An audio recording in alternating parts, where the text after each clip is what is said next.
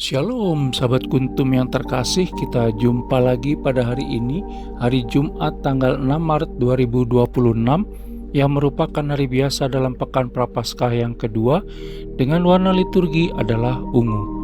Kuntum pada pagi hari ini mengambil tema perumpamaan tentang penggarap-penggarap kebun anggur. Struktur bacaan kita pada pagi hari ini terdiri dari bacaan pertama yang diambil dari kitab Kejadian 37 ayat 3 sampai dengan 4, 12 sampai dengan 13a, dan ayat 17b sampai dengan 28. Mazmur tanggapan diambil dari kitab Mazmur 105 ayat 16 sampai dengan 21. Bait pengantar Injil diambil dari Injil Yohanes 3 ayat 16, dan bacaan Injil pada pagi hari ini diambil dari Injil Matius 21 ayat 33 sampai dengan 43 dan ayat 45 sampai dengan 46. Bacaan Injil pada hari ini dapat dibaca pula dalam Injil Markus 12 ayat 1 sampai dengan 12 dan Injil Lukas 20 ayat 9 sampai dengan 19. Struktur bacaan pada hari ini sama dengan struktur bacaan pada hari Jumat tanggal 21 Maret 2025, tanggal 1 Maret 2024, tanggal 10 Maret 2023, tanggal 18 Maret 2022, tanggal 5 Maret 2021, dan tanggal 22 Maret 2019. Baik sahabat kuntum yang terkasih, saya akan bacakan bacaan Injil kita pada pagi hari ini yang diambil dari Injil Matius 21 ayat 33 sampai dengan 43 dan ayat 45 sampai dengan 46. Semoga Tuhan beserta kita sekarang dan selama-lamanya. Inilah Injil Yesus Kristus menurut Santo Matius. Dimuliakanlah Tuhan. Perumpamaan tentang penggarap-penggarap kebun anggur. Dengarkanlah suatu perumpamaan yang lain. Adalah seorang tuan tanah membuka kebun anggur dan menanam pagar sekelilingnya. Ia menggali lubang tempat memeras anggur dan mendirikan menara jaga di dalam kebun itu. Kemudian ia menyewakan kebun itu kepada penggarap-penggarap, lalu berangkat ke negeri lain. Ketika hampir tiba musim petik, ia menyuruh hamba-hambanya kepada penggarap-penggarap itu untuk menerima hasil yang menjadi bagiannya. Tetapi penggarap-penggarap itu menangkap hamba-hambanya itu, mereka memukul yang seorang, membunuh yang lain, dan melempari yang lain pula dengan batu. Kemudian Tuhan itu menyuruh pula hamba-hamba yang lain, lebih banyak daripada yang semula. Tetapi mereka pun diperlakukan sama seperti kawan-kawan mereka. Akhirnya ia menyuruh anaknya kepada mereka, katanya, "Anakku akan mereka segani." Tetapi ketika penggarap-penggarap itu melihat anaknya itu, mereka berkata seorang kepada yang lain, "Ia adalah ahli waris, mari kita bunuh dia, supaya warisannya menjadi milik kita."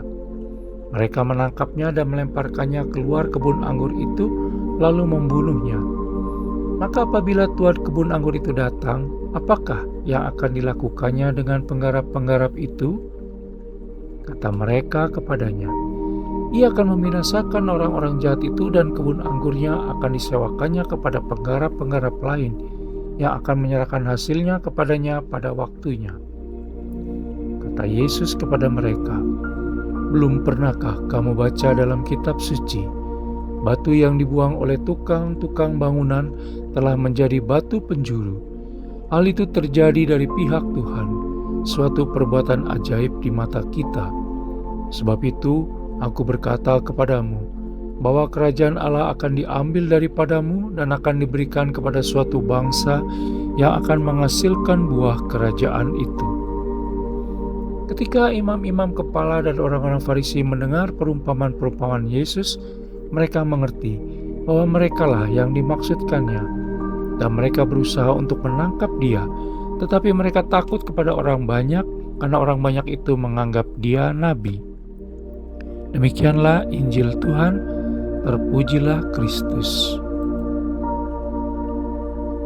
Sahabat kuntum yang terkasih, sebelum kita lanjutkan renungan kita pada pagi hari ini, jangan lupa untuk menekan tombol like dan subscribe yang ada di bawah video kuntum ini, agar kuntum dapat terus berkembang, bermanfaat, dan mencerahkan sesama, kapanpun dan dimanapun. Bila Anda ingin membagikan renungan harian Kuntum ini ke jaringan Anda, silakan tekan tombol share yang ada di bawah video Kuntum ini. Baik sahabat Kuntum yang terkasih, mari kita lanjutkan renungan kita pada pagi hari ini.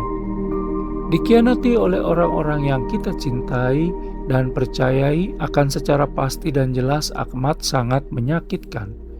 Itulah yang dirasakan oleh tuan pemilik kebun anggur terhadap para penggarap kebun anggurnya dalam bacaan Injil pada hari ini yang diambil dari Injil Matius 21 ayat 33 sampai dengan 43 dan ayat 45 sampai dengan 46. Itulah yang dirasakan pula oleh Yusuf terhadap saudara-saudaranya dalam bacaan pertama pada hari ini yang diambil dari kitab Kejadian 37 ayat 3 sampai dengan 4, 12 sampai dengan 13a dan 17b sampai dengan 28. Itulah yang dirasakan oleh Allah Bapa karena anaknya yang diutus untuk mempertobatkan manusia malah dibunuh di kayu salib.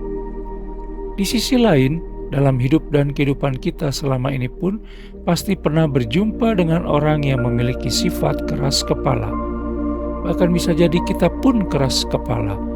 Entah karena kita ingin melindungi diri dan nilai-nilai hidup yang kita miliki dari tekanan yang tengah dihadapi dari orang lain, godaan dan gangguan, atau untuk menutupi kesalahan yang telah kita lakukan.